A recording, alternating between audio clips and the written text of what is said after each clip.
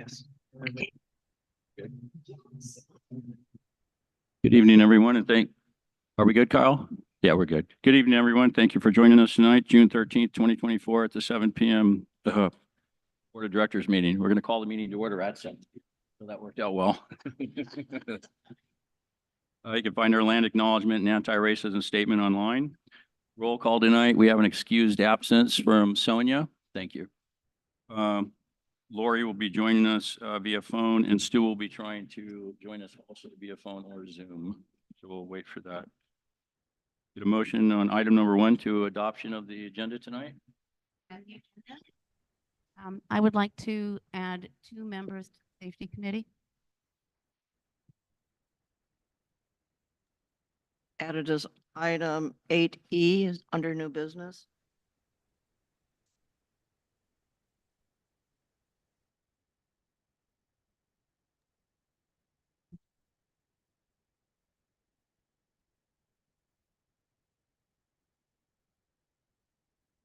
Any objections to the motion to amend the agenda? I can't hear what you're saying, please. I was asking, thank you, Kyle. I was asking if there was any objections to the amended agenda. I'm asking to Asking to amend the agenda. I'm asking to amend the agenda to add 2 members to the safety committee. Thanks for letting us know the sound's not working, Nancy.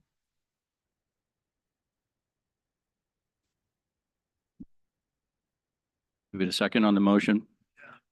Second. I'll give a second. Thank you, Linda. All in favor of the amended agenda?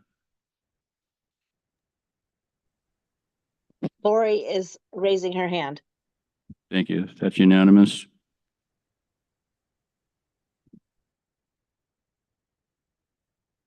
Okay, on to item number 2 is announcements. Joanne? Yes. Online registration for swim lessons began on June 10th. There are still spots open, so if you're interested in registering yourself or your child for lessons, you can do that at the whatcomymca.org website. Thank you.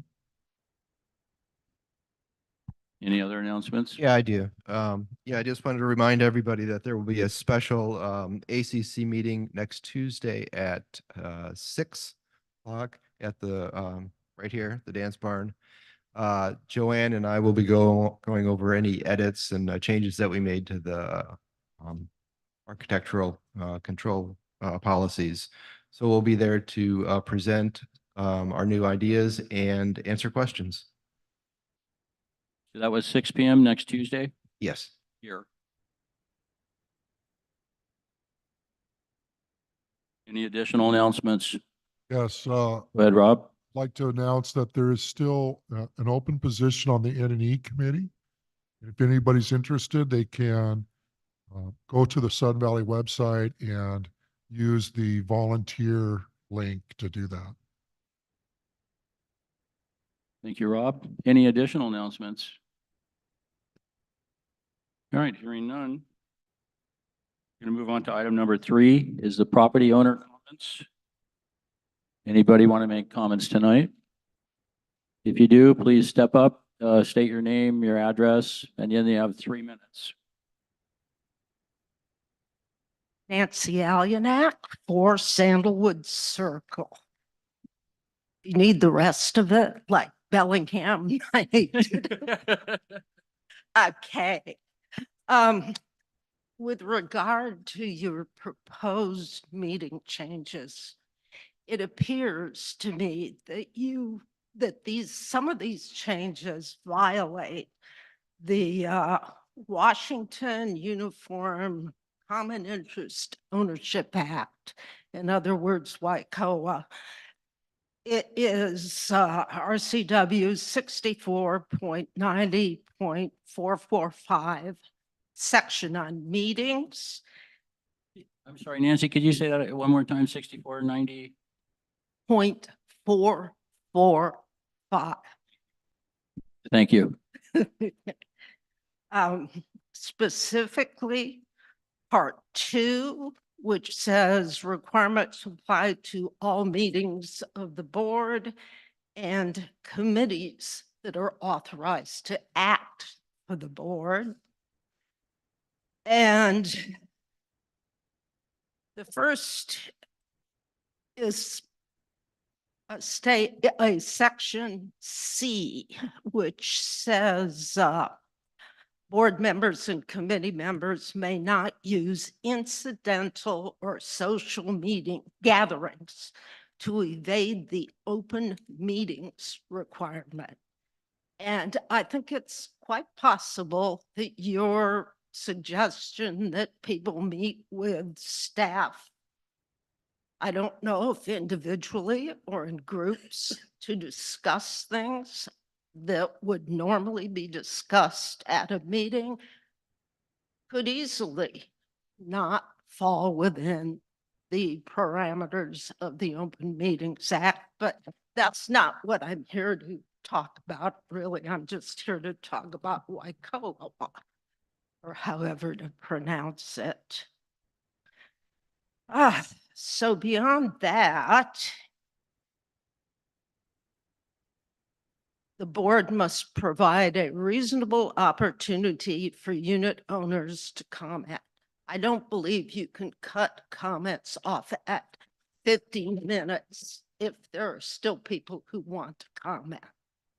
I'm not questioning your 3-minute limit. I'm questioning if you have a line out the door, can you tell people too bad, go home? And this is probably, am I doing that or it's? Yes. The wire, don't touch the wire. Confirmed. I am very sorry. It just didn't occur to me, but it does now. Any materials are distributed to the board before the meeting. The board must make copies of those materials reasonably available to unit owners. That's section G as in girl.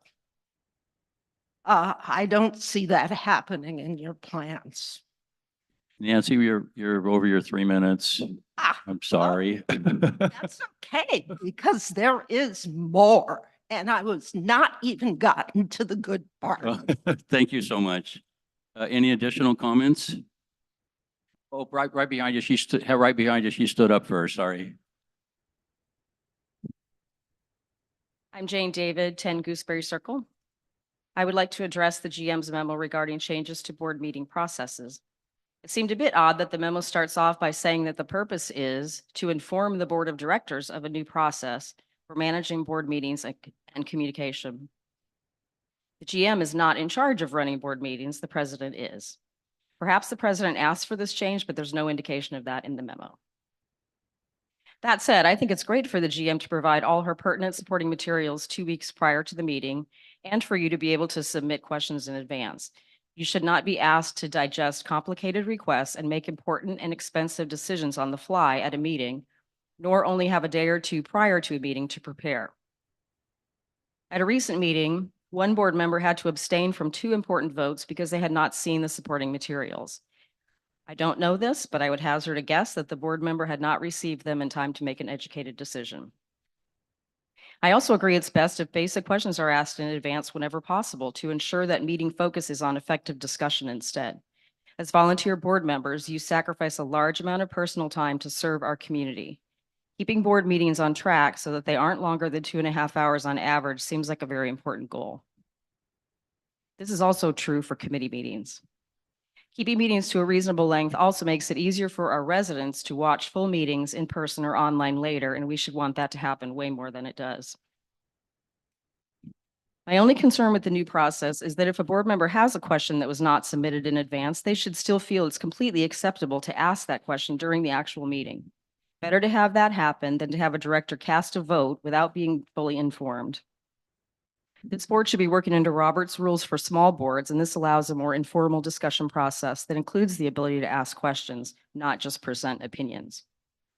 Also, I would like to speak strongly against discontinuing the availability of committee meeting recordings on YouTube, where they've been available for many years.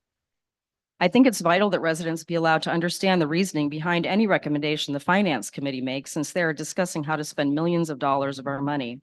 It's also very important that residents are able to review ACC meetings regarding their own projects and those of their neighbors. It's simply not realistic to think that our residents, that our residents are going to be able or are going to be available or even able to attend or watch these meetings live. And I believe it's punitive to stop making them available. I don't understand the point about videos being manipulated or taken out of context. If anything, having a public recording means incorrect hearsay and gossip can be refuted by watching the actual video. I also don't understand the line that says, this change will allow committees to be a better opportunity for collaboration between volunteers and staff. What do volunteers and staff need to say to each other in a board-directed committee meeting that can't be shared with our residents? Thanks. Thank you, Jane. Perfectly timed at 3 minutes, by the way.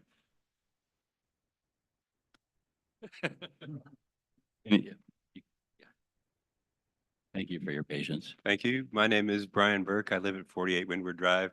I just wanted to introduce myself. I'm unfamiliar with board proceedings. I'm the guy who's kind of taken upon himself to deal with the infestation of fragrant water lilies in Lake Louise. And I don't plan to take any of the board's time up. I just wanted to let you see my face, hear my name, and if there are people out there interested in this problem, I'll invite you to speak with me. I feel that those lilies have had a really, really bad effect on the duck population and perhaps the fish as well. And getting rid of them might be just beneficial to the wildlife in the area. But this is just the beginning of a process. So I just came in to introduce myself. Thank you. Thank you. I appreciate it. Any additional comments? Yeah, did I see you? I saw you out in a boat the other day. All right, thank you for doing that. You had a whole boat full of lilies. It was huge. Good evening. If you could just state your name and location. Thank you. I'm Barbara Michelson Harder, and I live at 172 Polo Park Drive, Gate 13. So thank you to the other two women that brought forth everything that I really was concerned about. I think as a population, we would really like to be able to have faith and trust in our board. But some of the things that have been put forward are some of the reasons why I think some of us have a hard time doing that.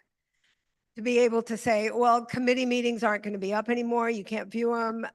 I don't know who gave you the information about them being able to be manipulated if they're up on YouTube, but that's incorrect information. You can certainly load them. So they can't even be downloaded, that they can just be viewed on YouTube. So I think it's really important that the board stay as open and as available to the population of Sudden Valley as possible. And you're the board of a homeowners association, and that includes all of us. And a lot of people work. They work a lot of hours. They need to be able to have access to what's going on with the board and with the committees when it fits into their schedule. They can't always make it fit into your schedule. So I just really want to commend Nancy and Jane. Jane for all their specific information. Mine is just really standing behind them and hoping that you'll listen to the voices of the people who do live here. Thank you. Thank you, Barb. Appreciate your time. Yes, please.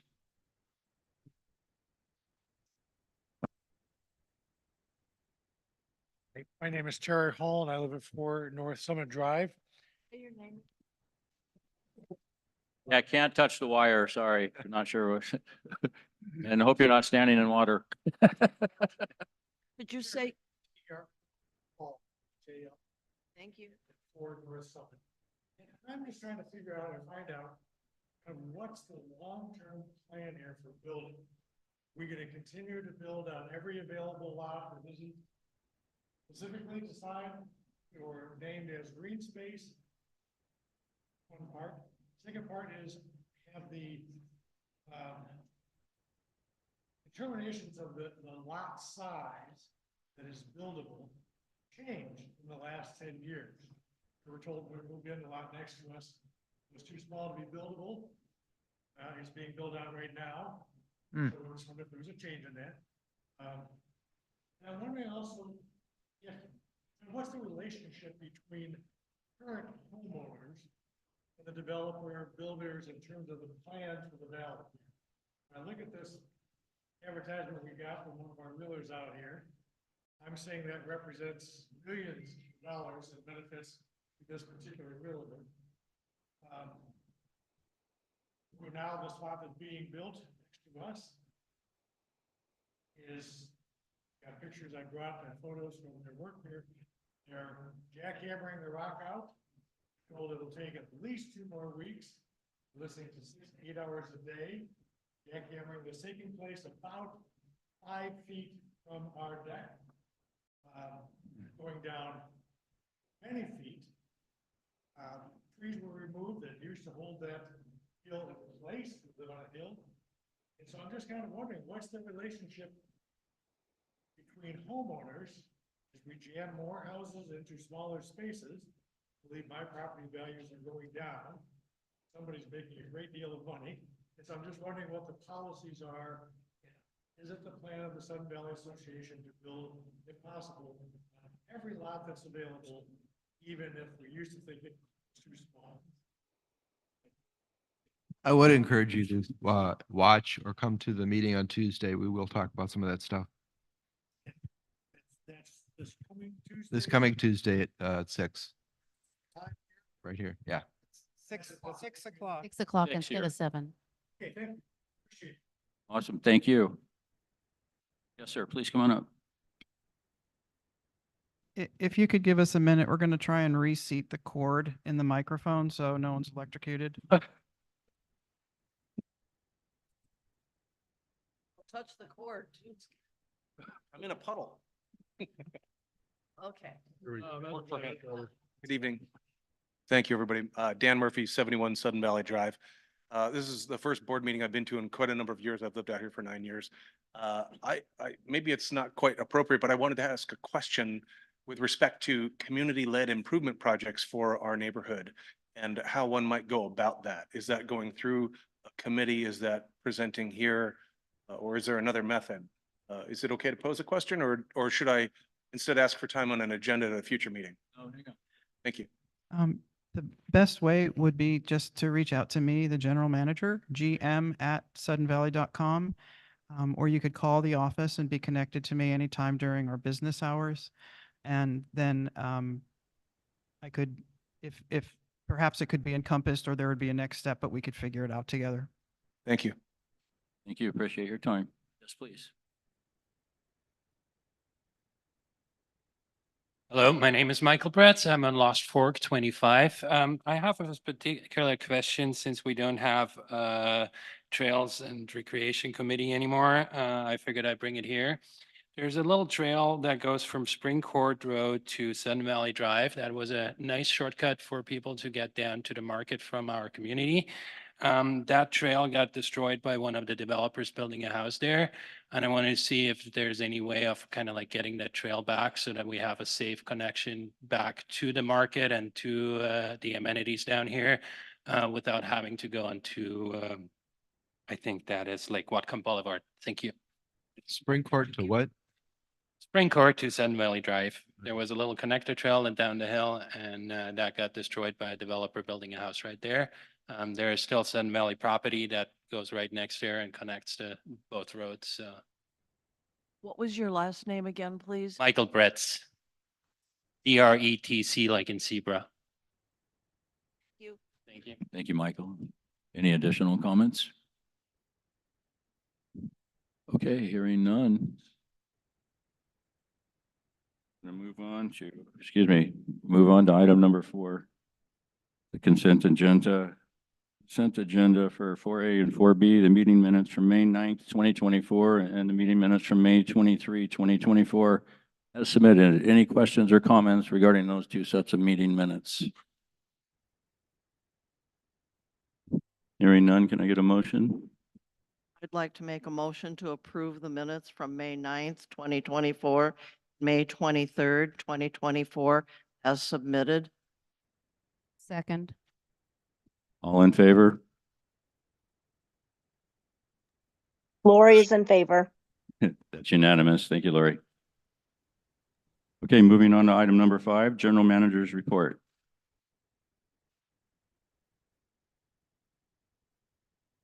Thank you. The cool, wet weather continues here in Sun Valley. Lower temperatures and frequent rain were present throughout May, but the golf course still managed to exceed last year's revenue for the month. This is a real achievement, and it speaks to both the commitment of our new staff and the continued popularity of golf in our area. For those who are interested, at this point last year in 2023, 19.28 inches of rain had fallen on Sudden Valley. This year, 30.56 inches of rain have fallen, for a 58% increase over last year. Burn ban. Despite getting much more rain than usual this spring, the Whatcom County Fire Marshal has declared a Stage 1 burn ban to begin on July 1st at 8 a.m. Sudden Valley rules and regulations require that the association implement a burn ban when the county chooses to do so. So there will also be a Sudden Valley burn ban that begins at 8 a.m. on July 1st. It is important to know that when a burn ban is in effect, no outdoor fires, except properly enclosed cooking fires using gas or charcoal as fuel, will be permitted. All other outdoor fires, open flames, including recreational fires, are prohibited for the duration of the burn ban. Sudden Valley's rules are more restrictive than those of the county, and for good reason. Even though recreational fires are still allowed by the county, SVCA rules are clear that no recreational fires with open flames will be allowed. Violation of the burn ban can result in a fine of $250. The fine increases to $500 if there is a second violation. As we get closer to July 1st, this information will be posted to the website and will be included in the weekly e-blasts. Gate signs will also be in place to make people aware of the ban. My next topic is insurance costs. Most of SVCA's insurance policies renew on June 1st each year. For the term of June 1st, 2023 through May 31st, 2024, the cost of insurance was $152,587. This year, the cost of insurance rose significantly. For the period of June 1st, 2024 through May 31st, 2025, SVCA's premium will be $183,606, an increase of $31,019, or about 20%. We have heard from other HOAs that their insurance costs also increased substantially, and our insurance broker, Hub International, confirmed that this has been their experience overall. 2 additional policies will renew later this year. The golf course pollution policy renews on August 1st, and the directors and officers liability policy renews on November 1st. We won't know until closer to the date what those renewal amounts will be, but we do have a follow-up meeting scheduled with our insurance brokers to see if after the fact we can make adjustments to potentially reduce our costs.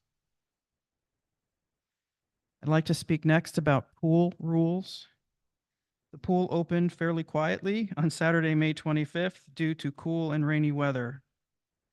On the days when the sun shines, however, the pool has been very busy, and we hit maximum capacity one day last weekend, which is 75 people in the pool at one time.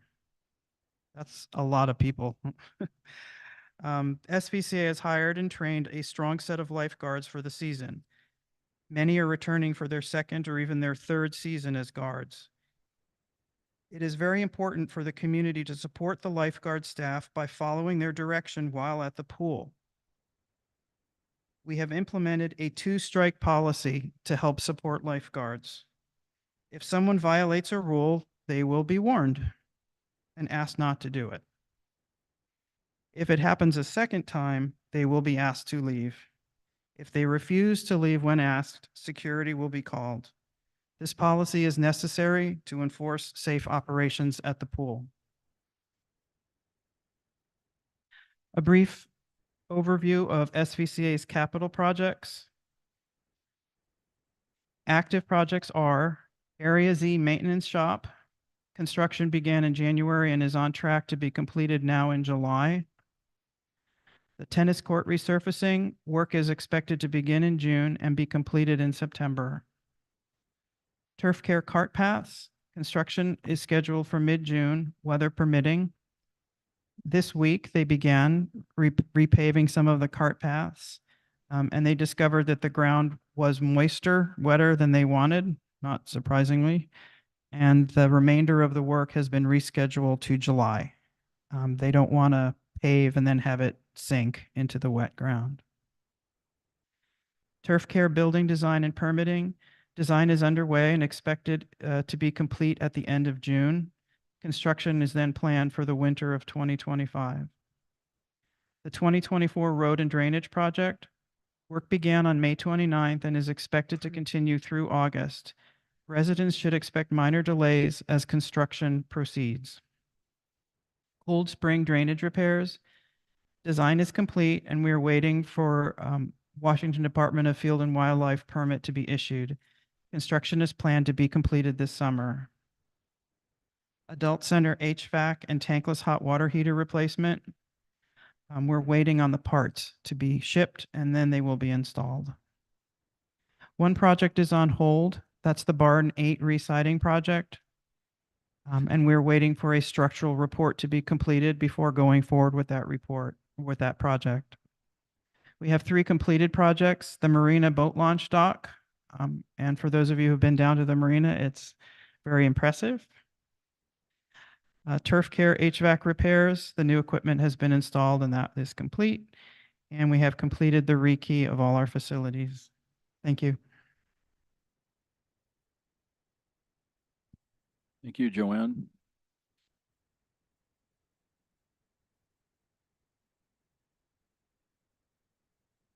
Okay, moving on to item number 6, continuing business.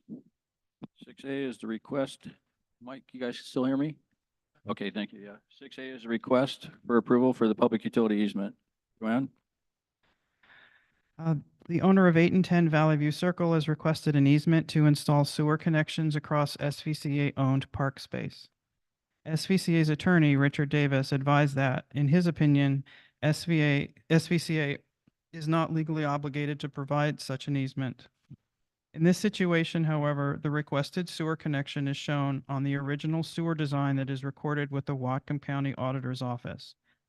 Because it is the association's responsibility to follow through on expectations reasonably created by recorded documents, and also because it is in the association's best interest to facilitate efficient connections to sewers and to avoid conflicts with Lake Whatcom Water and Sewer District, I recommend that the Board of Directors approve the proposed easements and establish a fee for drafting and recording those agreements. SVCA's counsel, Richard Davis, has drafted an agreement allowing for the easement. He suggested that SVCA establish specific criteria for the granting of such easements to forestall any claims of inconsistency or unequal treatment. While the Board of Directors declined to approve a resolution establishing these specific criteria as a formal policy of SVCA, the criteria will still be used to determine whether or not to bring forward specific agreements for the board's review. The proposed utility easements are attached to this memo for your review. I propose a fee of $1,500 per property to draft and record the easement. That amount will defray both the recording cost and the legal costs associated with developing the agreement. For these reasons, I request that the SVCA Board of Directors approve the proposed easements for 8 and 10 Valley View Circle and approve the proposed fee of $1,500 per property to cover the legal fees, recording fees, and administrative costs.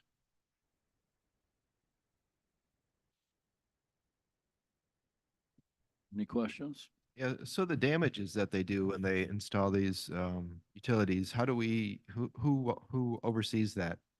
Cutting trees and whatever else they do? The proposal would come when the building plans were submitted, and the project would be overseen by Mike Brock since it would traverse Sudden Valley's common land. Okay.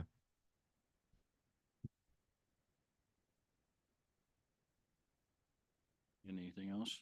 Does it also have to be approved by Whatcom County? They have to oversee that, right? Of approval? Yes, that would require a county permit. Okay, so the motion is to move that the SVCA Board of Directors approve the proposed easements for 8 and 10 Valley View Circle and the proposed fee of $1,500 per property or per lot to cover the recorded fees and administrative costs. Second.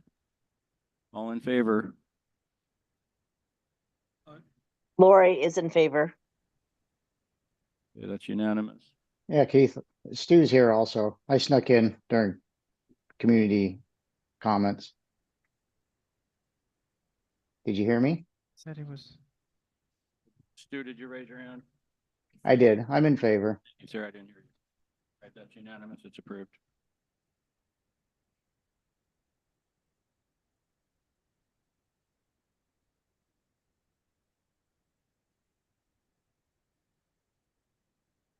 All right, moving on to item 6B, the GM Search Committee update. Director Asai. Yes, thank you, Mr. President. So since being charged with this work, the committee has held meetings on May 24th, May 30th, June 6th, and today, June 13th. I've been elected chair. The committee has chosen Joanne Jensen and Joel Heverling as staff to fill out the remainder of our committee. Cliff Moore of Prothman Executive Recruitment is the lead in this search on our behalf. We've had a conference call with Mr. Moore to understand the basic process of gathering information from residents and staff. Mr. Moore has had good results with focus groups of key management staff and members in conducting other similar searches. He will also have a one-on-one with our current general manager, Joanne Jensen. We sent a draft of our GM job description based on the most recent one to Cliff Moore with some minor changes. You should have received a copy of that today by email after our meeting today, as we had a couple of edits we made after receiving comments back from him. I'd like to invite each board member to take a good look at that job description, and if you could get back to me with comments and thoughts, proposed changes, we'll have a final discussion of that at our next meeting, as the board is required to approve the GM job description per the resolution forming our committee. The committee would like to thank all board members for their help in identifying prospective members to participate in the focus group session. Thanks to you, we have 14 members in good standing willing to participate.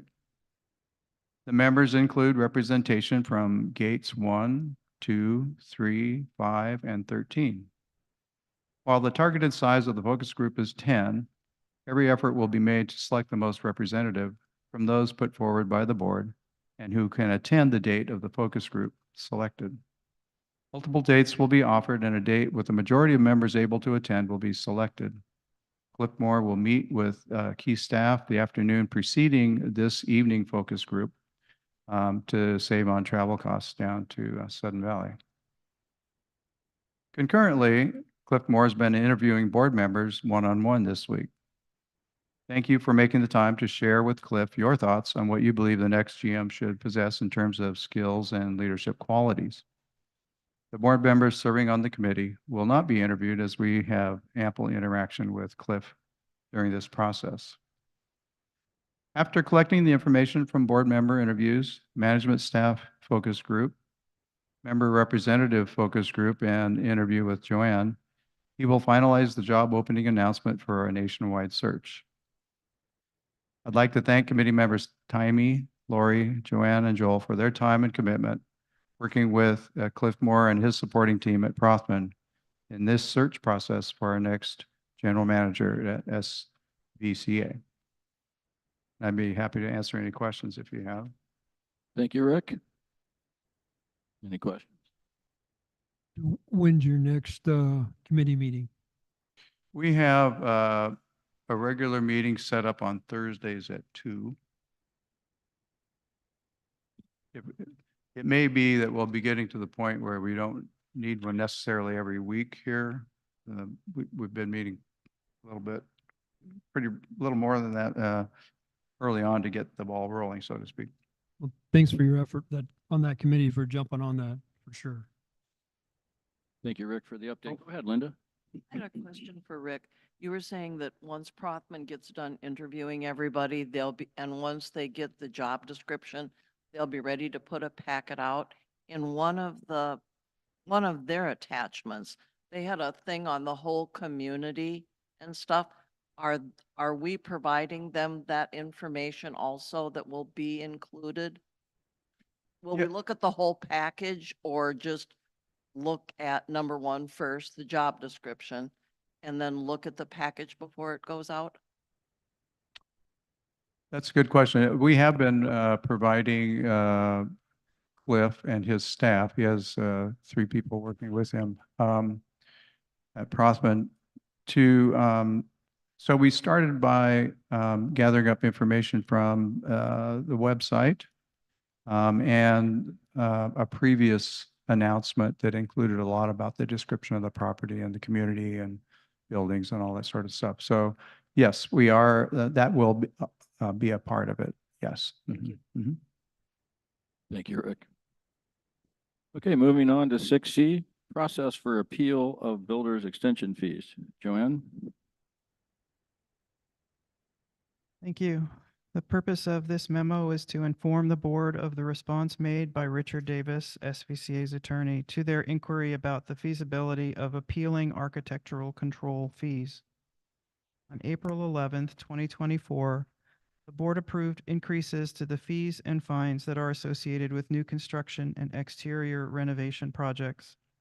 At that meeting, the board instructed me to ask Richard to recommend how best to structure an appeal of AC fees. Following is Richard's response. I would recommend that SVCA not adopt an appeal process for a waiver of fees associated with new construction projects. I think that this will be difficult, if not impossible, to administer and will make it more likely that SVCA's increased fees will be challenged, most likely by a builder. First, if a process is available to seek a reduction in fees, SVCA can expect most applicants to apply for a reduction. This alone will create a significant burden on the appeals committee and staff. Second, as I understand the proposal, builders would not be entitled to appeal for a reduction. The only eligible members who could apply would be non-builder owners. I am unable to think of a legitimate reason for distinguishing between builders and non-builder owners. The costs on the association, that is staff time, inspections, enforcement, and wear and tear on roads, is the same no matter who is applying for new construction. Third, I don't think the appeals committee would have any basis on which to grant a fee reduction. I expect the reason that will typically be offered by a member is that they are experiencing individual financial hardship. But does SVCA really want the appeals committee weighing in on individual members' financial situation? That is a slippery slope. And other members may make records requests for all documents submitted and considered in the appeal process. Even if those documents are exempt, SVCA might face litigation from a member who wants to challenge SVCA's determination that they are exempt. Or, if SVCA is willing to grant fee reductions, then this undercuts the rationale SVCA offered for increasing the fees in the first place. New construction imposes burdens on the association, and the burdens are the same regardless of who is initiating the construction project. At least one builder has alleged that the increase in fees is not rationally related to the burdens on SVCA. The GM presented evidence and data to the board to support the fee increase. If SVCA now grants waivers, I believe it enhances the likelihood a builder will challenge the fees as being disproportionate to the impact on SVCA, because then it would look like the increase was directed solely at builders. Thank you, Joanne. I appreciate that. Any questions or comments? Yeah, I have a question. Go ahead, Daniel. So the fees would be, I'm thinking about the distinction between the fees and the fines. Are the fines still something that could be adjusted? Field. Appealed. Yes, Appealed. through appeal, Okay. any assessed fine can be brought to the board for reconsideration. Yeah. And the basis is whether the fine was justly applied or not, whether in fact the circumstances met the requirement to make it a violation. Sure, okay. All right. Hearing nothing else, we're going to move on to item number 7, get a motion to move into closed session. I move that we go into closed session. Second. On favor? 141. Lori's in favor. Moving into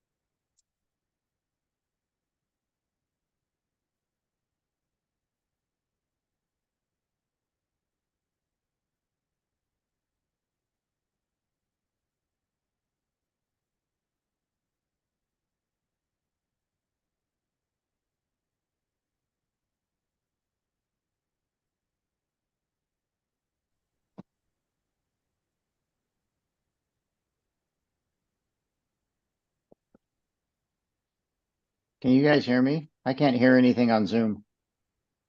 I don't think they've started yet, Stu. Oh, okay. Can you hear me? I can hear you. Okay, I can hear you too. I just think they haven't really started.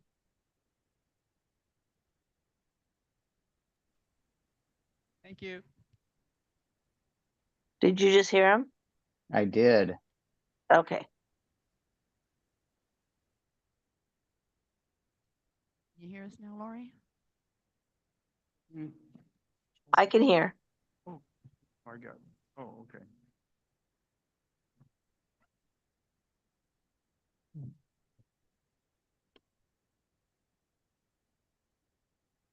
You ready? Kyle, you ready? We good? 8:46. I'd like to make a motion to move back into open session. No second? All those in favor? Lori's in favor. All right, coming out of closed session, there will be no actions taken. Moving on to item number 8, new business. And can everyone hear me? You can't hear me. There you go. All There right. you go. You gotta have it real close. Eat it. All right. There you go. Okay, there we go. New business, item 8. 8A, employment memo. Joanne? Thank you. The purpose of this memo is to request approval for employing 2 individuals who have a close family relationship. Sudden Valley bylaws require the following regarding the employment of relatives by the association. Article 3, Section 23D says, "No person closely related to a director or an employee shall be employed by the association unless approved by the board." Braden Leduc, Kevin Leduc's son, began working for Sudden Valley on July 26, 2021 as a part-time seasonal employee in the golf shop. On September 23, he was promoted to a full-time position as golf shop assistant. Between September 1st, 2023 and March 31st, 2024, Braden reported to Brian Krulak. Braden now reports to Darren Chapman, who began work as SVCA's head pro on April 5th, 2024. When Braden was promoted to the full-time position, he had already been employed at SVCA for more than 2 years. I presumed, incorrectly as it turns out, that permission would have been obtained from the board at point of hire. Since we cannot find documentation that permission was granted, and since Braden has now been promoted to a full-time position, I'm asking the board to approve his continued employment as a close relative of another employee. So my request is that the SVCA Board of Directors approve the continued employment of Braden Leduc, a close relative of Kevin Leduc, who is our golf director.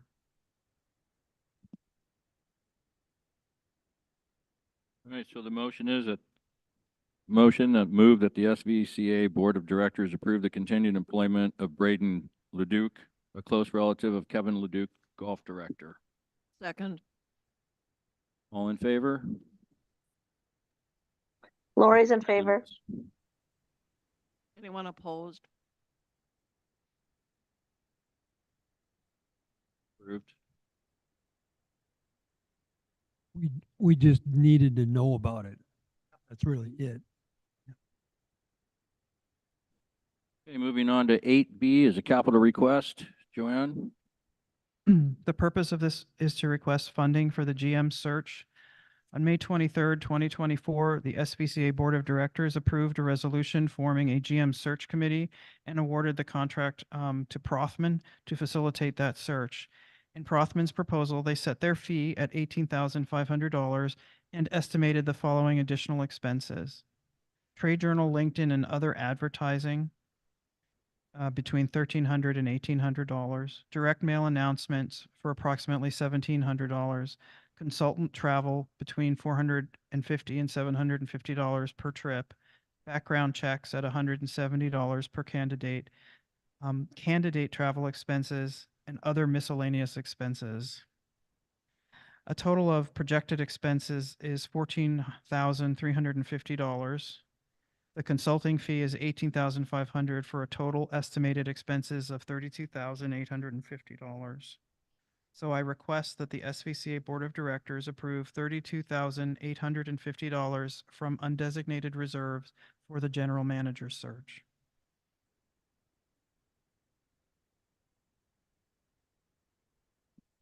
Here, make a motion, move that the SVCA Board of Directors approve $32,850 from UDR for the GM search. Second. All in favor? Any discussion? Lori's in favor.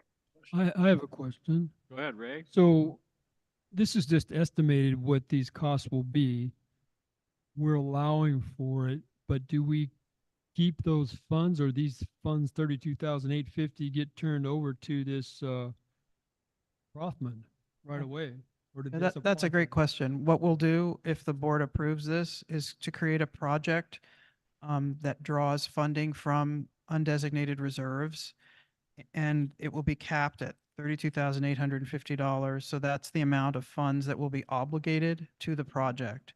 And then as invoices come in, they will be paid from that fund.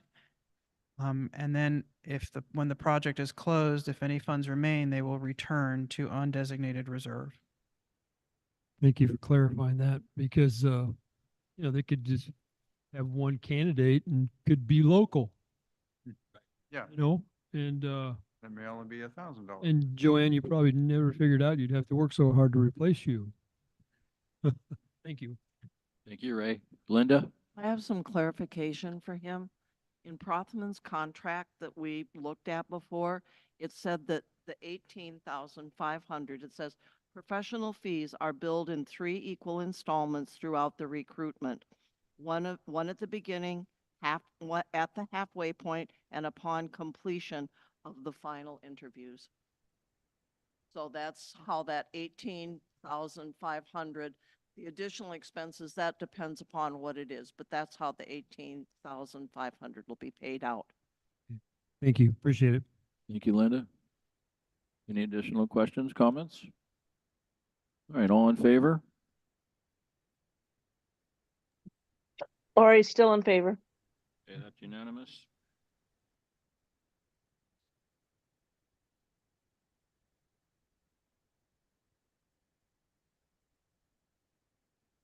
Thank you, Rick, for that as well. Okay, moving on to item number 8C is approval request, the Heston towing contract. Joanne? Thank you. The purpose of this request is to ask for approval for a contract with Heston Hauling for towing and private property impound services. SVCA has had an ongoing relationship with Heston Hauling for towing cars and boats that are parked illegally or broken down and blocking traffic.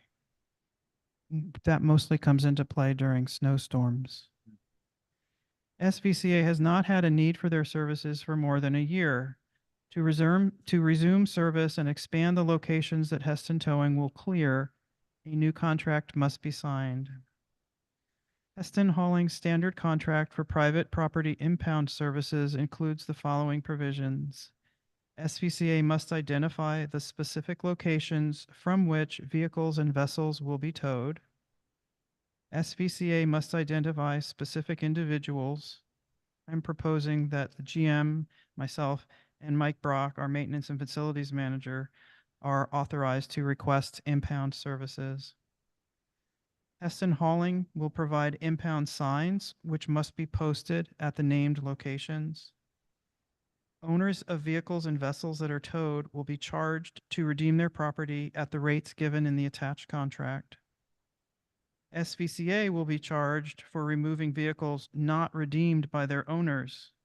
Heston Hauling estimates this amount to be about $2,500. And SVCA must indemnify Heston Hauling against claims which might result from a contested impound. Towing an improperly parked car is a very significant step for the association to take. The owner of the towed vehicle or vessel may be greatly inconvenienced and will have to pay a significant charge to redeem their property. I've actually heard of situations where someone's car was towed and as a result, they lost their job because they failed to show up for a shift. Some things like that. Another reason to consider this carefully is that legal action could be initiated against SVCA to contest the validity of the impound. And finally, towing an abandoned vehicle could result in significant costs to Sudden Valley if no owner redeems it. However, there are occasions when cars are abandoned here or their owners cannot be identified or cannot be motivated to remove the cars. And in those instances, we do need to have a method for removing those cars and maintaining the right of way and free motion within the association for our members. And for those reasons, I request that the SVCA Board of Directors approve the private property impound agreement with Heston Towing and authorize the general manager to sign it on behalf of Sun Valley Community Association. Thank you, Joanne. All right, so the motion, move that the SVCA Board of Directors approve the private property impound agreement with Heston Towing and authorize the general manager to sign it on behalf of SVCA. Second. Questions, comments? Yes, Rick? So you did bring up the point that there's a possibility of legal action in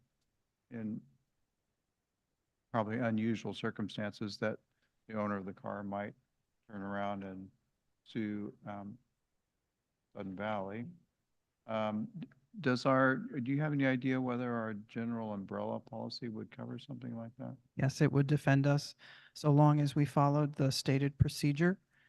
And our procedure is, as always, to first notify a member if we can attach a vehicle to a member or really to a member of the public.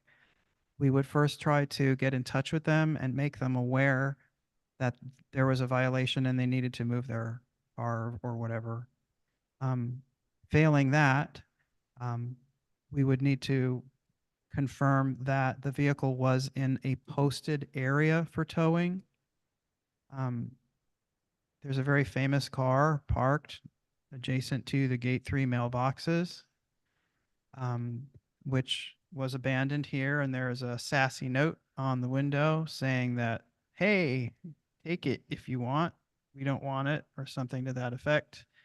Anyhow, it's not posted there that that's a tow zone. 30 feet away, there are two signs, but they clearly indicate only the zone between those two signs is a towing place. So we can't move that car until we put up new signs and wait the wait period to remove that car.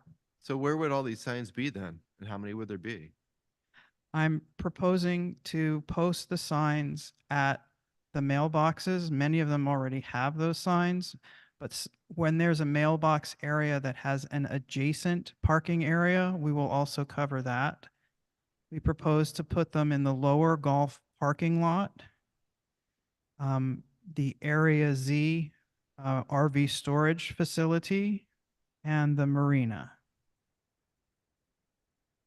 Because those are where we've had problems. So what if somebody dumps their car in front of my house? Well, like I said, the first thing we'll do is run the plate to find out who owns the vehicle. That costs us money.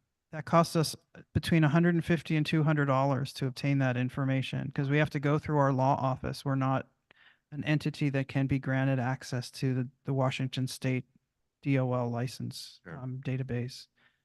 So we find out who owns the car, and if it's a member, we get in touch with them directly. Before even that happens, we'll ask the people that it's parked in front of if it's their car or if they've seen and have an idea of who the car belongs to. We'll knock on doors. If knocking on doors doesn't work, we'll try running the plate. If we can't attach the car by running the plate, we can put a notice on the car and hope that when someone returns, they will see the notice and remove it.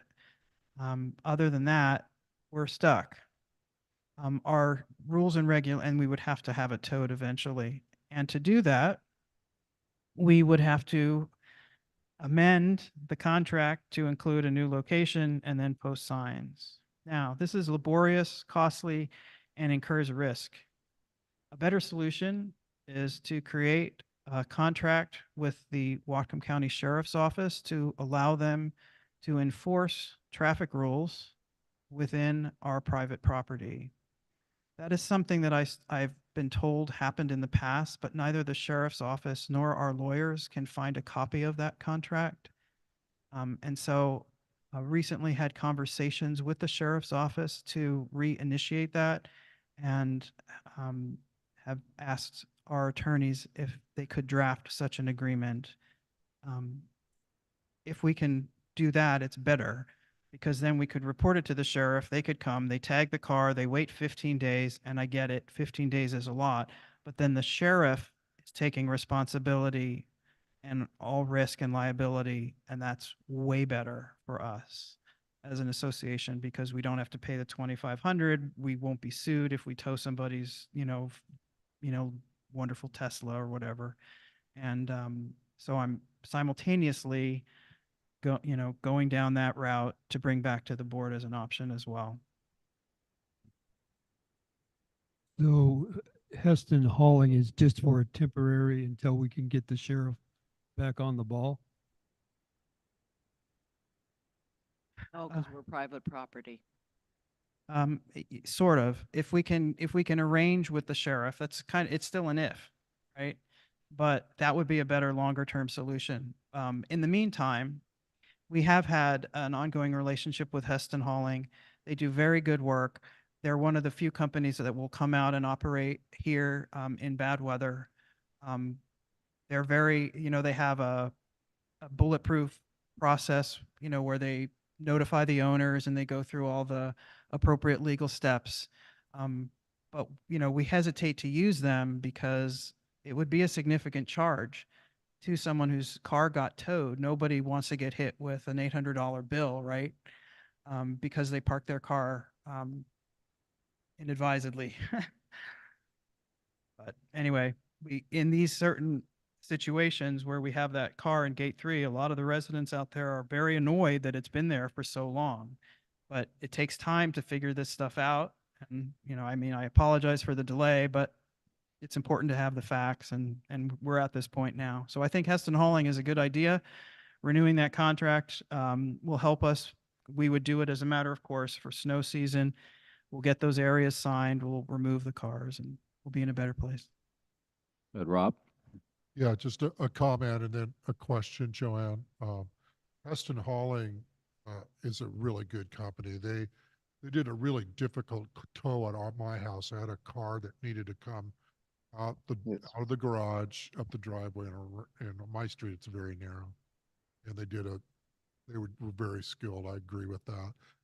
Question with this contract, will that include trailerable boats that, for example, at the marina, there's a number of boats that have been sitting in a parking area for really quite some time. Precisely. Good, thank you. Yes, Linda? I have a quick question. So the notorious car section in gate 3 there is in an area that is called that it's a parking area.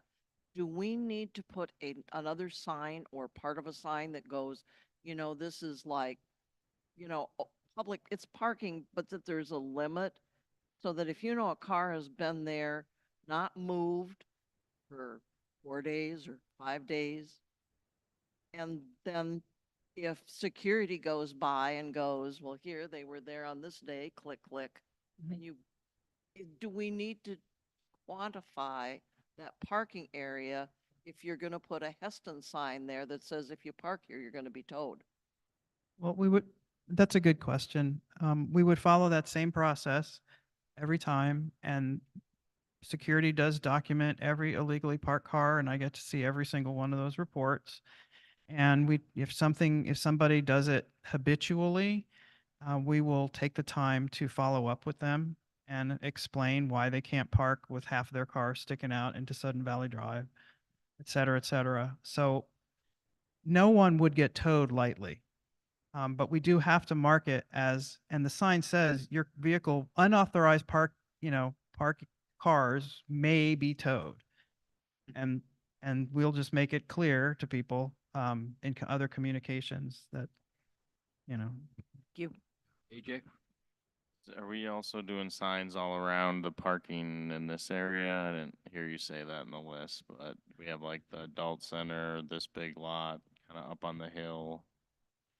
yeah, it's a little harder because there is a lot of traffic going through here and to Linda's point, we don't want to give people the impression that they need some sort of a parking pass. But so I think we want to make sure that we have explanatory signs for something like this. But for the other areas, like in the marina, I'm not saying we would put it in overflow parking. We would put it around the dry slips. And those slips that are like the parking spaces around the circle, because that's where people sort of dump stuff.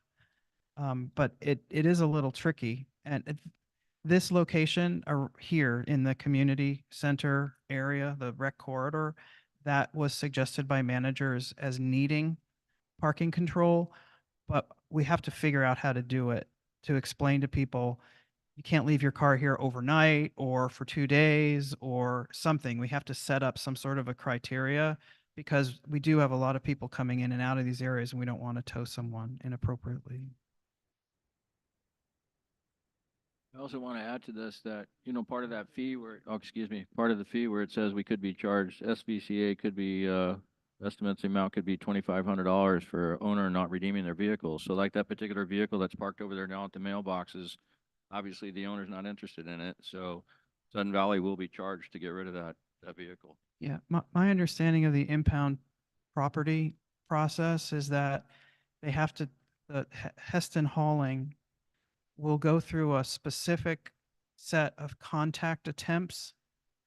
And if there's no answer over a certain period of time, they have the right to recover their costs by selling the whatever they towed, the vessel or the vehicle, at auction. But if said vessel or vehicle has no value or nobody shows up that day at the auction, then we have to pay the disposal fee. And that's what the 2,500 is. Any other questions or comments? All right, hearing none, we'll ask to go for a vote on this. All in favor of extending, move that the SVCA Board of Directors approve the 32,800, excuse me. Did that one. Yeah. Sorry, I'm on the, Moving right along. I'm moving ahead of everybody. Here, I'll make the motion.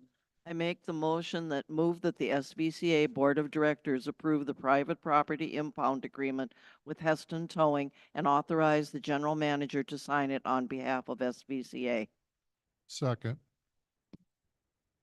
All in favor? Lori's in favor. It's two. Thank you. Unanimous. Thank you, guys.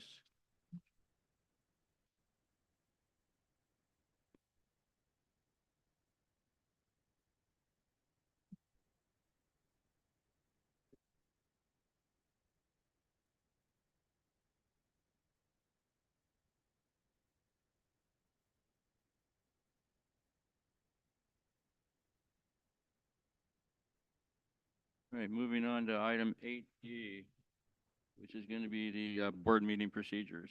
You still can't hear? Moving on to 8D, board meeting procedures. Thank Go you. ahead. So the purpose of this memo was to describe a new process for managing board meetings and communications. This year in 2024, the average size of an agenda packet was 73 pages, and the largest packet included 170 pages. It is challenging for directors to review all the materials within 48 hours, especially considering that the material is often technical. Similarly, the average length of a board meeting in 2024 is 3 hours, and the longest meeting took 4 hours and 39 minutes.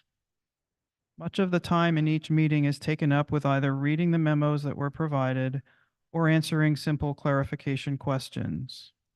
It is difficult to maintain focus in meetings of that length, especially when considering that no breaks are typically given. It can also be challenging for staff to answer questions on the fly, since often many people participate in pulling together the information that is presented to the board, but usually only the GM or the finance director are in attendance. So the new approach that is proposed changes the timeline for when materials are given to directors for review, as well as the process by which questions can be answered in advance.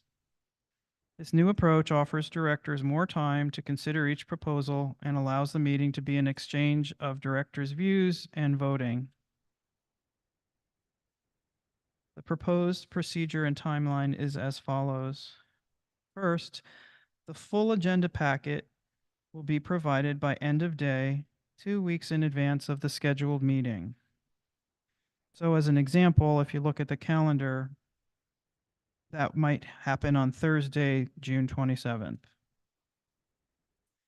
Next, directors should submit their questions or requests for additional information to the board secretary by the end of the day 1 week later. So the idea is that directors would have a whole week to review the information and say, hey, I'm missing, one of the things that was cited in this memo, or I'd really want to see this other document, or what do you mean about XYZ? And when they had those questions come up about the materials that they were given, they would submit those to the board secretary, not to the whole board, just to the board secretary. And the board secretary's job would be just to keep a running list of the questions. And then 1 week later, the secretary would then send them to the general manager before the end of the day following that deadline. So they get a whole day to put the questions into a list. Then I will work with staff, or the GM will work with staff to provide responses to the full board by the following Tuesday, taking just 2 business days to put together that additional requested information. It would go back to the full board and it would become part of the agenda packet that is then posted on that same day, 48 hours in advance of the regular meeting. So it doesn't take away anything in terms of what materials are presented to the community and when they are presented. It simply gives directors more time to absorb them and the opportunity to say, I would like to see this other report, or what do you mean by this? So we can improve the quality of the materials and the comprehensive nature of those materials when we finally post it to the website for everyone to review. If we do it this way, the memos will no longer need to be read aloud at each meeting. Instead, the president could read each motion, and then directors would have the opportunity to share their thoughts or their questions or their comments or their positions. No one would be required to comment, but we would ask that no director speaks for a second time before all the other directors have spoken or declined to speak. As is required by Robert's Rules of Order, all comments should be addressed to the chair. And then when the discussion is over, the board president can call for a vote. So some advantages that we identified coming from the new process is basically that directors would have more time to review everything, and that staff would have the opportunity to provide more complete responses to the questions raised by the board. On more than one occasion, I've had to say, I don't know, in response to a question at one of these meetings. By following this process, it gives us the opportunity to follow Robert's rules a little more closely. And finally, I think that there would be the opportunity to share more thoughtful opinions as opposed to just asking clarifying questions. Often we get stuck on little details, and we could clear that up in advance so that the board could focus on the bigger issue, the more strategic issue. So there's disadvantages to every change as well. And 2 that I came up with, and in conversation with others came up with, it requires directors to do the work in advance. And that's hard when you have a volunteer board. They'd be given more time, but they still would have to rely on their own review of the materials if we don't go over them in the meetings. It would also cause us to lose a meeting potentially, since it would take us some time to get on this new schedule. And obviously many members came this evening to share their concerns about change. So there's obviously other cons to this system as well. Separately but related, there is no proposed change to the procedures that are currently being used by the committees. But I would ask that people consider whether we need to post the recordings. Members would still be able to watch the live meetings on Zoom, so they don't have to drive down, or, they can do that on Zoom if they wanted. And obviously they could also attend them in person. And it's a requirement that we post minutes, so there would, and agendas, so there would be nothing hidden. But I know from listening to people over the last year and a half that some volunteers don't speak as freely as they might in a committee, because they're being recorded. And I've heard that also from staff, that they fail to offer their opinion or to weigh in on an issue because they don't want it to be recorded. And maybe that's just too bad for them, but it's something for the board to consider. The public domain, any video in the public domain can be copied and taken out of context, and we've seen that happen. I do believe that if we remove some of that fear or of being recorded or whatever, that people would have a better opportunity. But one person's opinion. Thank you, Joanne. So yeah, so the idea behind this was to try to make our meetings more efficient, more effective. I've had a couple board members come up and I feel the same way. I mean, we sit here 2-3 hours some nights and it seems like we don't get a lot of accomplished. So the idea was to get it to the board member sooner. He'd be able to look at everything. Can you hear me, guys? Okay. So look at everything, give us more time to comprehend what we're looking at. I'll talk even closer to, I feel like I'm eating. To, just have more time to peruse the information and get the questions to the secretary ahead of time. So hope we can get as much answered as possible before we actually come to the board meetings. That's the intent, to try to make them easier and less, confrontational and more, we got more information, so it's less time talking about it. So, anyone else have any questions or comments regarding the new procedure? None? Rick? I'm the new guy Oh, hang on, I called Rick first. and thinking Okay, we'll go with this will Ray. improve my life. What's that? This will improve my life by getting it sooner to review so I can make more intelligent decisions. So I'm for this change. Okay, Rick? So in the transition, is it possible we might have a short meeting in 2 weeks rather than skipping it altogether to address a couple of issues? Well, I'll let Linda. She was you for adamant doing about that. It is my understanding that we are going to endeavor to have a short meeting on the 27th, I believe it is. That, yeah, there's stuff that we need to deal with because in July, we're going to lose that second meeting in July. That's going to be totally dedicated. And the Wednesday also, the 24th and the 25th of July, that's when we do the budget presentation, both those nights. And we shouldn't be doing any other business during those meetings. So in order to accomplish that, we wouldn't get the full 2 weeks, but on Monday of next week, so I think that's the 17th, I would be able to send the board packet out along with the agenda for the meeting on the 27th. So we'd be a little shy of 2 weeks, but we would still have more than 48 hours for this, for the materials to be reviewed. Yes, Rob? So I'm feeling a little better when I'm hearing about losing the meeting because my blood pressure is coming up a little bit as we're getting closer to the AGM, the things that are going to start happening really quickly, and the board's going to need to be able to review items and make decisions and approve. So feel better about that.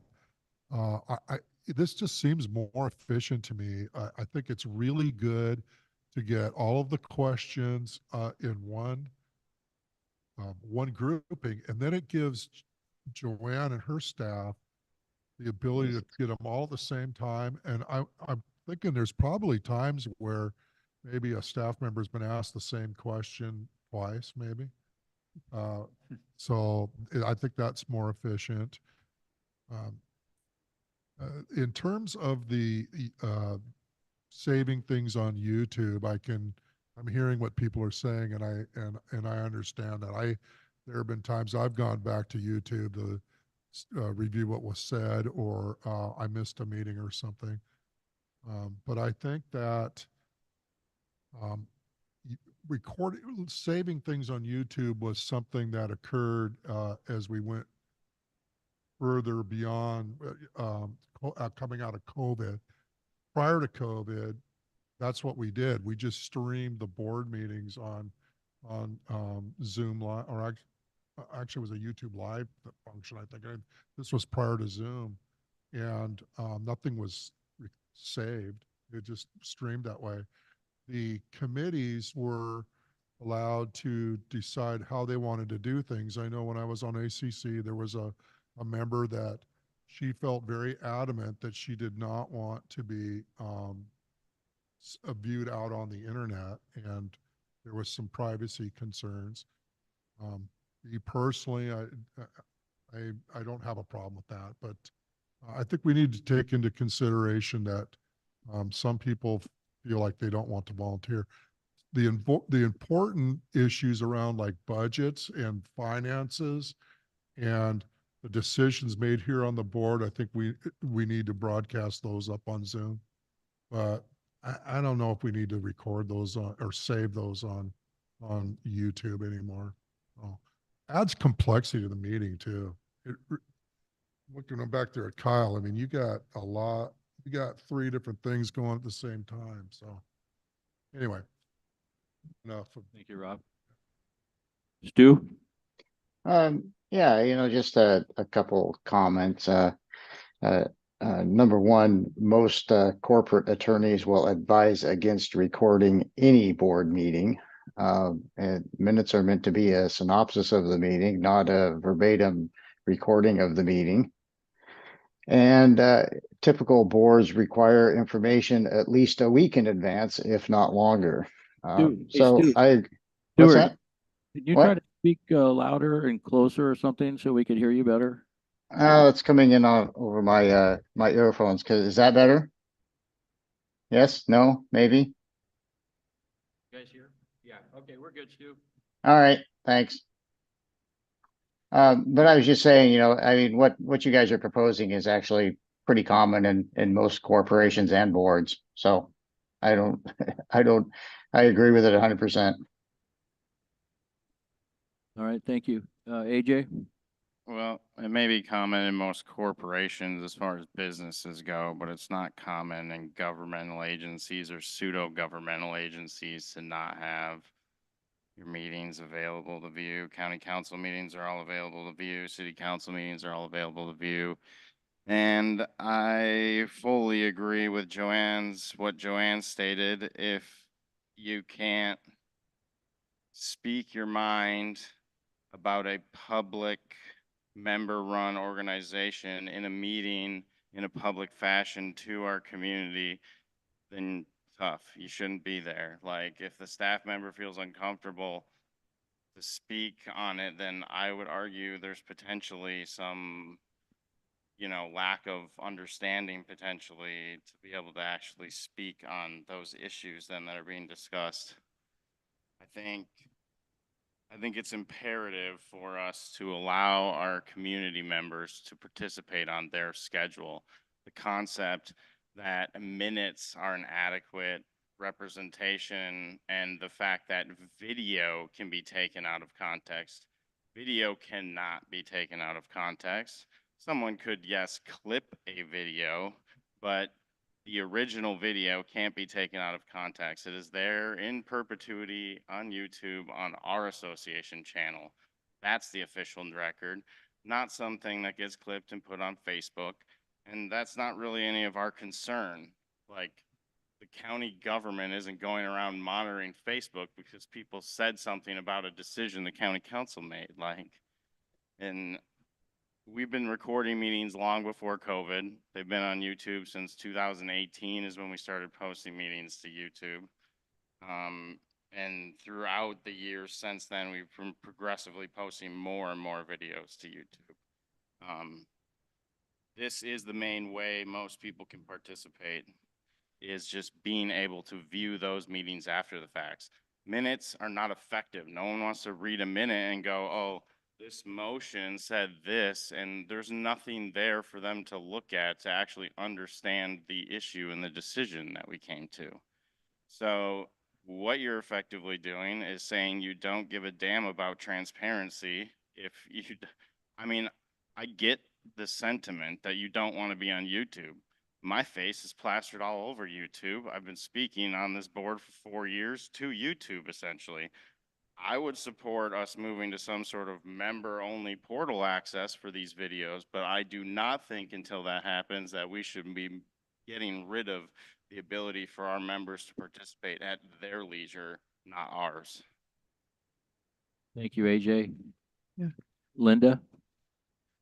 So I was gonna say, we have, you can, if you go back far enough, you can see that where video wasn't available for the board meetings, there's always been audios, and they're awful and they're terrible to listen to and they're hard to understand. Just like sometimes even when we speak in these meetings, it's hard to understand what people say when you review it on YouTube. I think I like the idea of a portal. Before we did C3, we belonged to a community and we used the software and stuff for the community called TOPS, TOPPS. And for some of you who've been here long ago, there was a wall and you had to have a code that was supplied to you. And when you, by staff who could confirm you were a member, you could look at your dues there. You could pay your dues through there. But it was like, if I would go on there and I didn't have a code, I would, and literally there was a picture of a brick wall and you couldn't see anything. And it would be nice to put some of this stuff behind a wall. I don't know if there's a way that that can be done, to just take some of our meetings and move them back behind something to where you get a code and it goes in and you get to view them. And that's, so then you're protecting people who are uncomfortable, but also people that want to be heard and want to be able to listen to the meetings. Yeah, wait, anybody else real quick? No, go ahead, AJ. I'm just going to throw this out there because I think this is my opinion of what I think happens if we move forward with not providing our community access to these videos in some fashion. They will still be recorded, and Linda can probably tell you what happens at meetings when people pull out their cell phones and video cameras and start recording other people. That is no longer an official record of the meeting, yet it is a video of said meeting that can be taken out of context and manipulated by an actual individual who is not a part necessarily of the board and the management of the association. So I think you need to seriously consider that if it is really uncomfortable for these people to speak and it gets posted on YouTube, either volunteers or staff, that it might become even more uncomfortable if people start showing up and pointing their cell phones at you. Most people don't like that. You know, you can watch YouTube videos where people go around and do that type of prank or are, you know, whatever, First Amendment auditors, you know, things like that. Like, and, you know, most people don't take kindly to it, you know, and like, so, yeah. Thank you, AJ. Stuart first. Stu? Yeah, I was just going to say, AJ, you're 100% right. Community association is not a corporation and they do run differently. And I'd also support AJ's suggestion for having a members only portal for viewing videos. Yep, Timey? Yeah, I think a members only portal would be great, but I guess I'm wondering, I'm reading it committees. Are we not still, at least now, planning on hosting board meetings? Was it just Yeah. Yeah, I the, understood it was just the committees. proposal was just for the Yeah, committees. so board meetings will still be recorded, and things like ACC where we're talking about people's homes, unless you are affected by that, I'm not really sure why you need to tune in and watch that. Maybe I'm missing something. I haven't been on ACC.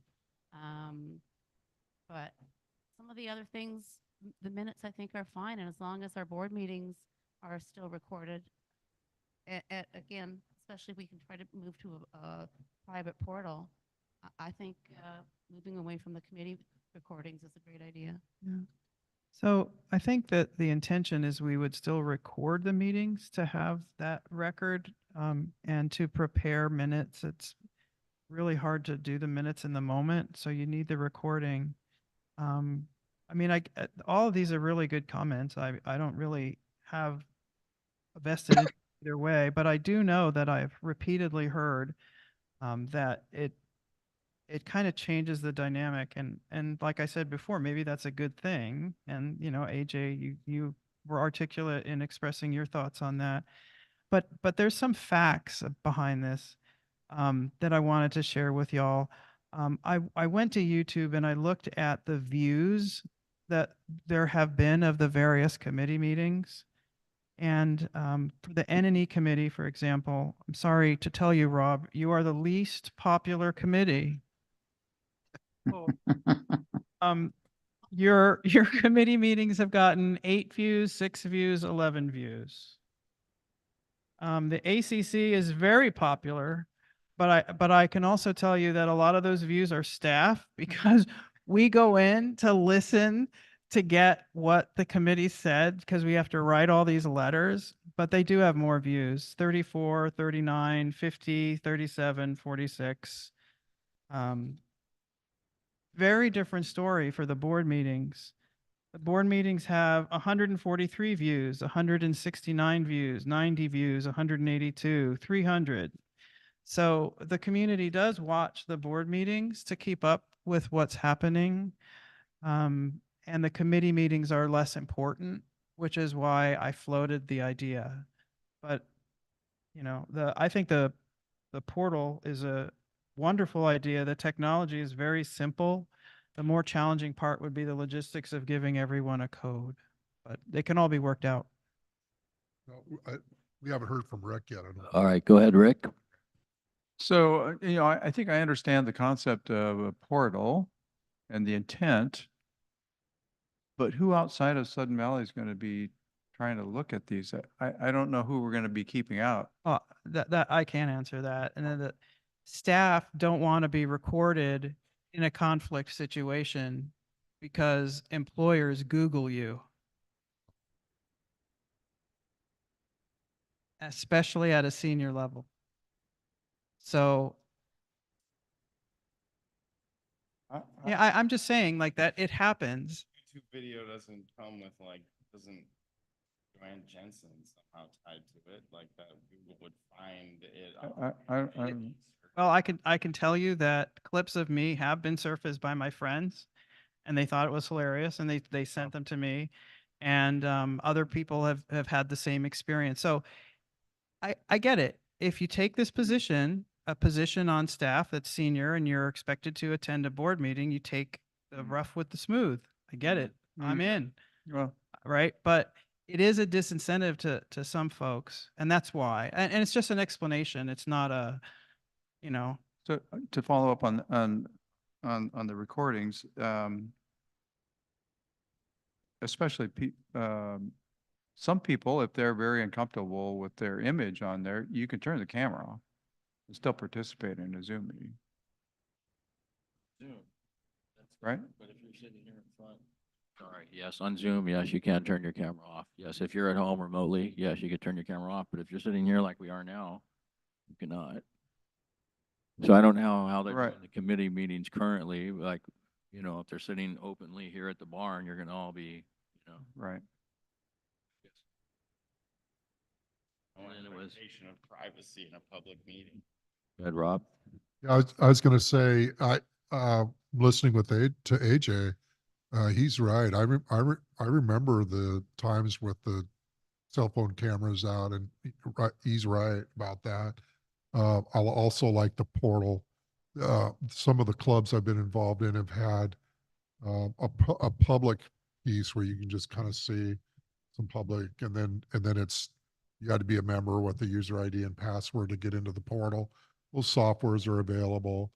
And then this is going to probably sound like people get nervous about it, but the nonprofit I'm involved in, all of our Zoom meetings, we don't take minutes because there's an AI tool in Zoom that summarizes our meeting, and it does it really well, really well. So we don't end up with a picture of a cat's head on a dog or anything like that, or AI is out there to help us. So Thank you, Rob. Yep. Thanks, Rob. Go ahead, Linda. I'm Lori. When you get it to me, please call on me. What I wanted to say, I believe there's a sign still posted here that's required to be posted by us, that informs people if they're coming in to see this meeting, that they're being recorded.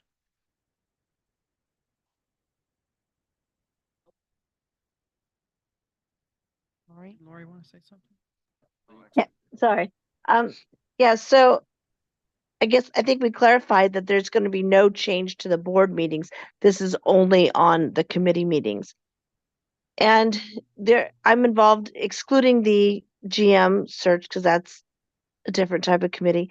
But being on the chair of the safety and the finance, I do think there's a lot that goes on in the meetings that I think people are more interested in what's actually happening than sometimes you can find yourself in meetings because it's sometimes more of a work session than it is a meeting. And I think that maybe I'm in favor of not posting the committee meetings, but I am also in favor of maybe putting a summary together, making the minutes have a little bit more meat.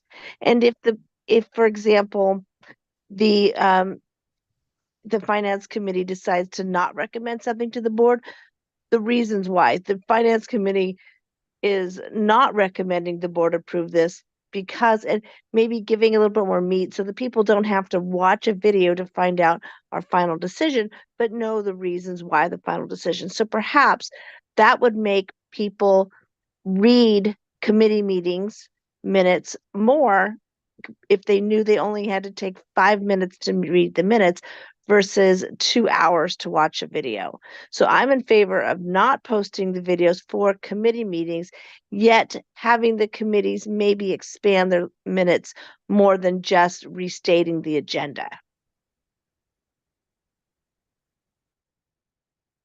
Thank you, Lori. And I'm done. AJ? Well, I'm pretty sure our parliamentarian and our legal counsel have advised us not to do that with minutes, like to keep it as a official record of the motions and votes and stuff made. So that's the point of the video, or before we did videos, the audio recordings was to have that. It's a backup to the minutes. Otherwise, the minutes are prepared and potentially the community won't even see them for 1 to 2 to 3 months, depending upon how quickly the committee gets those meetings done and how often they're meeting. And so it could be like things could have came and gone, that are long past gone before the community is even aware, because it's waiting for minutes to get created and posted. And there's just no expectation of privacy in a public meeting. So regardless of whether you like it being on YouTube or not, what's the big deal? We just got done sitting here talking about how no one watches these things, and how everyone here just sat here and say no one outside of Sudden Valley is going to waste their time looking at this. So it's got to be one or the other. Either we're creating hyperbole and anecdotal evidence to support a narrative, or there's the reality of the situation. And I just think it's part of employees' job descriptions to have to go in front of boards or councils or things like that. That's part of their duties in certain roles. Not everyone has that expectation as an employee in an organization. You know, I work for the county. I don't have an expectation to have to go in front of council. Those are my bosses that do those things. You know, I put together plenty of the materials that do go in front of council with their names on it and stuff like that. But like, and so you know, we have a duty to our membership to be as transparent as possible. And this is a very easy thing to do, regardless of how many views actually get. 11 people watch the meeting.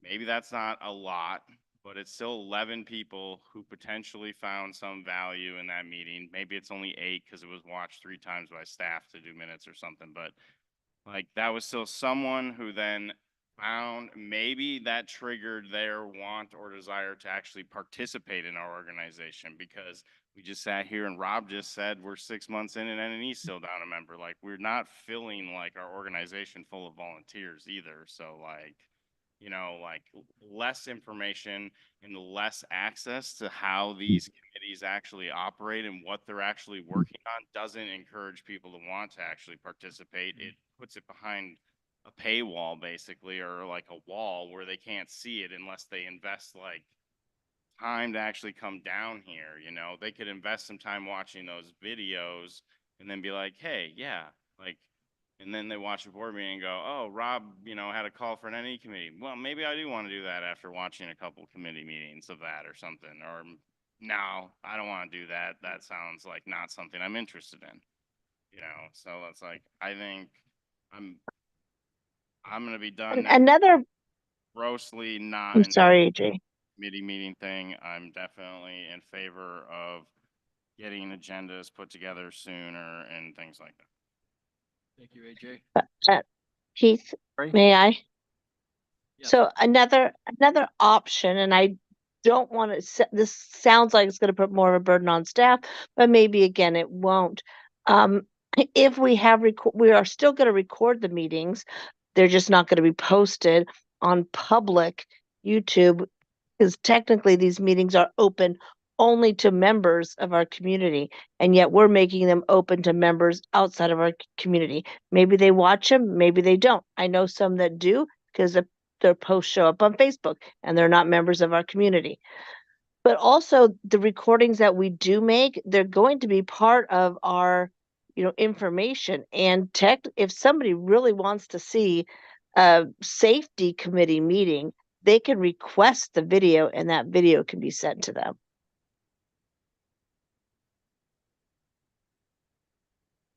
Right? Because it would be public, it would be part of our records, which would be so if they really wanted to see it, if they really needed to see it, they could just fill out the form, request the video, and it could be emailed to them to take a look at. Thank you, I'm Laura. done. Sorry. No, you're good. Rick? Yeah, I think after hearing this discussion, I would be in support of maintaining the videos with a portal. I think it's really hard, I think, to go backwards from having posted all these and making this available to our members over recent years, as many as since 2018, I guess, at least. And I think, though, protecting us as much as we can with current technology makes a lot of sense using a portal.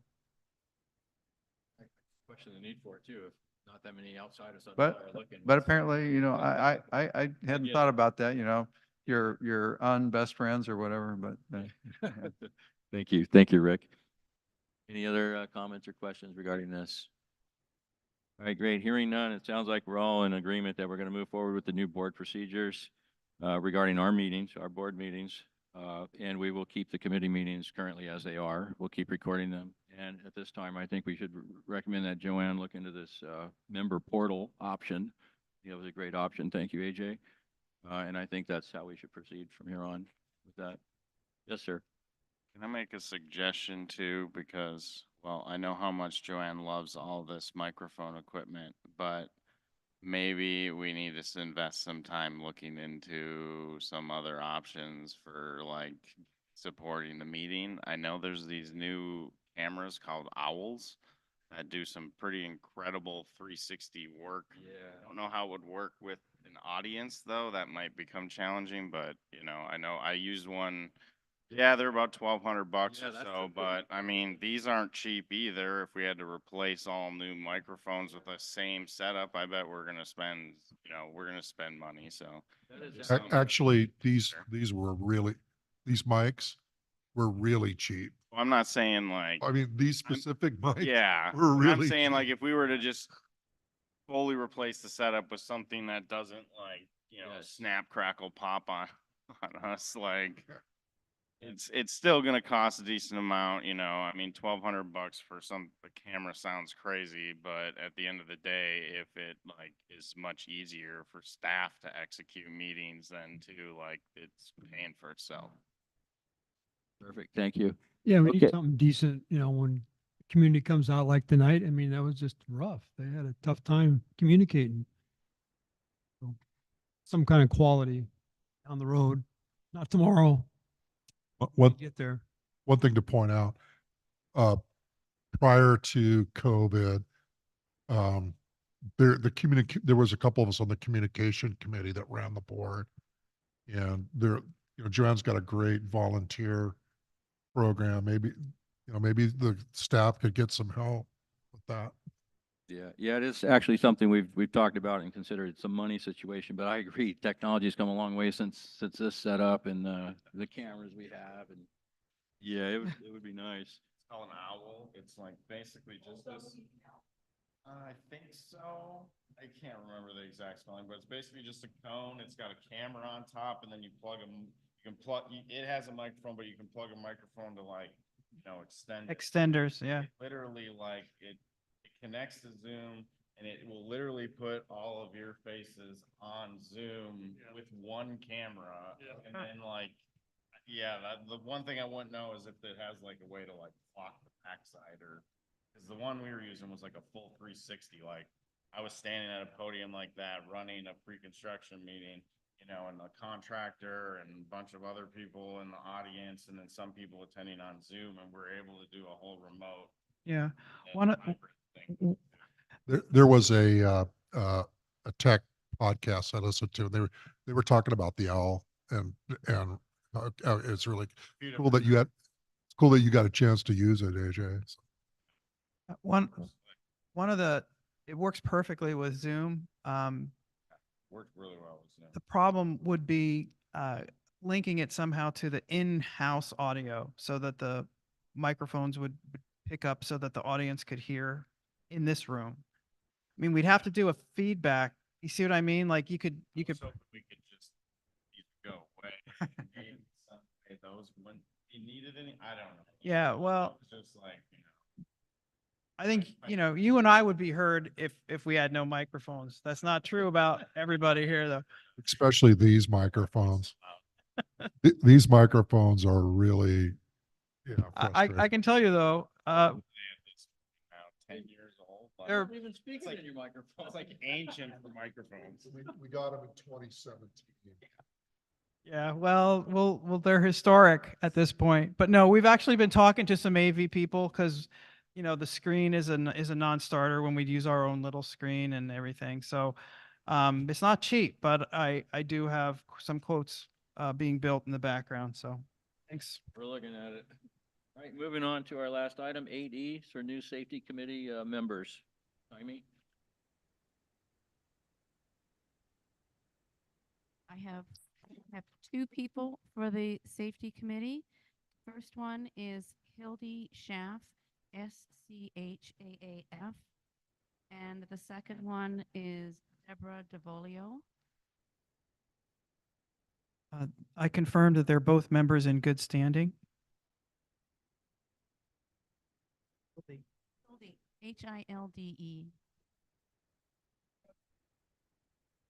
Okay, all in favor of appointment of Hildy Schaaf and Deborah DeVolio to the safety committee? All in favor of that? Okay, great. Lori's in favor. Yep, it's unanimous. And with that, the meeting is adjourned, 9:49. Let's second that. So it's 10 minutes.